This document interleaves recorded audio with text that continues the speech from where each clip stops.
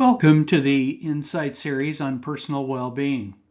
Our question for this week is, what are some of the major health decisions we make each day as individuals? Number 25. In order to answer this particular question about what are the major health decisions we make each day, let's think about it from the context of how and what our day looks like as we begin it, then go through the rest of the day. First of all, the amount of sleep that we get is oftentimes affected by a number of choices we make. And the way in which we feel perhaps hopefully rested in the morning, or if we feel like we've had a fitful night of sleep, or we've been up and gone to bed late and not consumed very good choices in terms of food or beverage. So the amount of sleep that we get in the morning is oftentimes one of the first health decisions we end up making as we awaken. Second, the personal hygiene choices have to do with, do we in fact take a shower in the morning? Do we bathe? Do we brush our teeth? Do we get up and just clear our minds? Do we, how is our habits of elimination? All of those things are part of the personal health choices that we make around hygiene issues as we get up in the morning. Third, the types of major health decisions we make about breakfast, whether we eat breakfast at all, whether we have a coffee or just something that is a snack, how much time we take in terms of consumption of breakfast, how often we have breakfast, whether it's a large breakfast, small breakfast. Those are all part of that health decision around breakfast. Fourth major health decision is oftentimes, what are we thinking about as we are waking up and as we are proceeding through the routines of the day? And are we worried about things? Are we doing anything about that worry, or are we just worrying? Those are health decisions which have a lot of impact on our health and well-being and the amount of stress that we carry. Fifth, we can be also thinking about stressful thoughts. We can be concerned about things we have to do for the day. We can be concerned about how we are going to accomplish things that we're expected to accomplish, or how are we going to achieve things that we want to accomplish. So those things can be stressful depending on how we think about them and how much of a continued thought is involved. If it's just something that's in passing and we make some effort to reduce or take care of the issues, that's going to have something to do with how our health ultimately comes out. So those stressful thoughts we can do something about them, or we can just live with them and repeat them and allow the stress to build. The sixth major health decision is how we dress for the weather. I grew up in Southern California. I tend to not wear jackets when it gets cold here in Seattle. So there's a variety of things that are really out of our family of origin, our upbringing, what kind of area of the country we're in, what kind of weather challenges there are, and whether we in fact make wise choices about what we wear in dealing with those weather issues. Seventh is our transportation choices. So we can ride a bike to work, we can take the bus, we can ride light rail, we can drive a car, we can work in our home remotely. So there are lots of issues around our transportation choices. And those can be stressful, or they can be times of refreshing.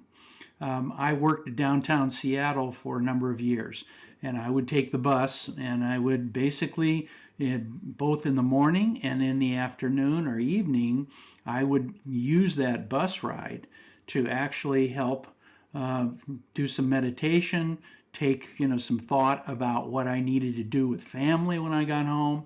So there's lots of choices we make around transportation that do in fact affect our health and well-being. Eighth is our breathing pattern. If you are used to holding your breath, or when you feel stressed, not breathing fully, or taking short breaths, or um, allowing the stress to build and your breathing patterns to change.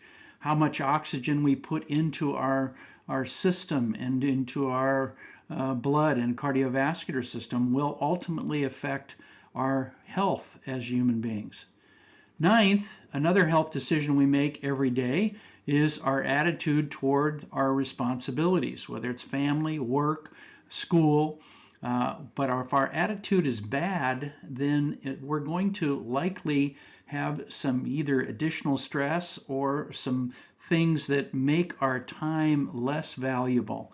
And those are choices that we do have about our attitudes toward our lives and our responsibilities and our choices. The 10th can be the quality of interactions with others. So if I have very few friends and I'm not sharing much about what's happening inside, I'm holding it all in, that's going to bottle up some of that internal stress and some of that comfort that can come from being vulnerable or being close to other people. So the quality of our interactions with others will in fact have an impact on our health and well-being. 11th is the physical movement each hour. And so during the time that I'm in school, to in the time that I'm at work, during the time that I'm in transportation mode to and from home and various other sites, I have some options as to what kind of physical movement I make. So I can essentially stretch at times to release stress or to be able to feel better in terms of my physical capabilities. So those physical movement choices really come all during the day. So they occur almost any time during the day or our waking hours of the night. So we make choices about how much physical movement and what kind of physical movement we in fact are doing. 12th is we can do stretches in place. So our ability to do that. I work out each work weekday at a fitness facility. And when I am on the weight training and resistance machines, I will frequently take the time in between sets to stretch out. So people are used to seeing me stretching my neck and stretching my torso and, checking, various range of motion with arms and legs during the time that I'm really not doing the reps on the equipment. So that would be an example of the choices we can make about our health that occur at virtually at all times during the day. Are we pursuing stretching and flexibility? Are we keeping our body in a good, flexible state? 13th is water consumption. And there's been a number of studies that have been done that deal with the issue of how much water should we take as adults during a regular day. And it's between somewhere around 90 to about 120 milliliters of water. So that's about 6 to 8 of our water, usual water bottles. So that's a lot of water. And I, for one, have to continue to strive to consume more water because I know that it's healthy for me. It's important for my health, but I'm not necessarily in a good habit pattern right now about how much water I consume. But that's going to ultimately affect how our body and our physiology works. 14th is the food choices we make for breakfast, lunch, and dinner. So those food choices are really dealing with portion size. They're dealing with the types of foods, the amount of vegetables, the amount of salt intake that we use or pursue on a regular basis. Those are food choices that we make for our nutrition. So that's going to affect and ultimately affect our health and well-being. 15th, our social interaction and support. So we can have that interaction with others that may come from our roles that we play, whether we're in a business situation or we're in a work situation or we're in a play situation or volunteer situation. But that social interaction and the level of support that I feel will in fact affect my mental well-being, my outlook. It'll also affect my attitudes about the things that I do to take care of myself. 16th is our evening activities. So if we do the same thing every evening, that's not likely to be a good thing, but we do need to be thinking about what are the various activities that I do in the evening. Do I simply plop myself in front of the tube and watch things, or get Netflix and go from one thing to another? Am I doing reading at times? Am I listening to things and music? There's a lot of choices that we make around those evening activities.